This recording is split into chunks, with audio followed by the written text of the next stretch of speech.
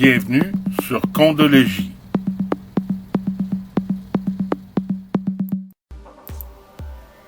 Depuis notre dernière vidéo, je vous dirais que toutes les contributions puis tous les paiements de factures ont été mis à date. Alors, si on se dirige à l'intérieur des systèmes du budget, puis qu'on va dans notre registre de suivi ou paiement, si on descend au niveau des paiements, on peut voir que les paiements sont à date.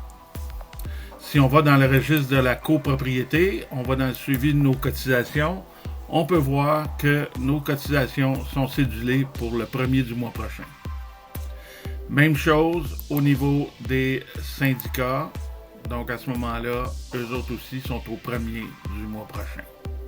Bon, maintenant, on est rendu dans Condologie à travailler sur la gestion, sur l'administration, les communications. Puis dans une vidéo précédente, on va avoir l'occasion de voir comment Condologie procède de façon automatique pour la perception puis les recouvrements des charges communes ou des frais de condo, si vous voulez. D'accord? Alors, j'ai déjà téléchargé tous les modèles, mais si vous allez sur le site de Condologie et puis qu'on descend en bas, vous allez trouver une page qui est complètement attitrée aux communications par courriel. Alors, tous les modèles sont ici. Je les ai déjà téléchargés. Alors, ils sont ici. Maintenant, ce qui reste à faire, c'est d'ajuster le modèle à la réalité de votre copropriété. Vous êtes déjà en administration de votre copropriété. Vous avez probablement déjà vos modèles, mais il y en a ici qui sont faits pour à peu près toutes les situations. Donc, si on voudrait, on pourrait mettre à jour le modèle. Alors, on va dire manoir Condologie. On va dire l'adresse 1, 2, 3. C'est toute une adresse fictive, là. Hein? Rue Notre-Dame. Moi, je fais ça devant vous, là. Live. OK. Donc, le temps que ça me prend, c'est le temps que ça vous prend. OK. H6R4E3, mettons un titre d'exemple. Bon, le téléphone de votre syndicat, on va mettre un téléphone fictif. 1, 2, 3. 4, 5, 6, 8, 8, 8, 9. Mettons un titre d'exemple.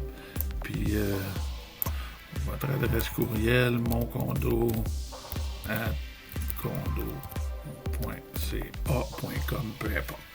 D'accord?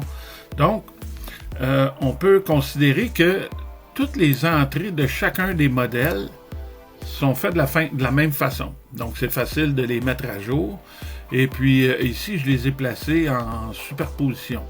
Donc, on est dans le modèle de la résolution, mais si on va dans l'ordre du jour, on peut tout simplement mettre en surbrillance et puis transférer notre donnée. Alors, une fois que c'est fait, là, à ce moment-là, on peut venir sauvegarder notre fichier. Donc, on fait enregistrer sous. On va le placer dans une filière où ça va être facile de retourner chercher nos communications. Donc, à ce moment-là, on sauvegarde le modèle. Bon, bien entendu, je l'ai déjà sauvegardé, mais c'est la façon de faire. D'accord?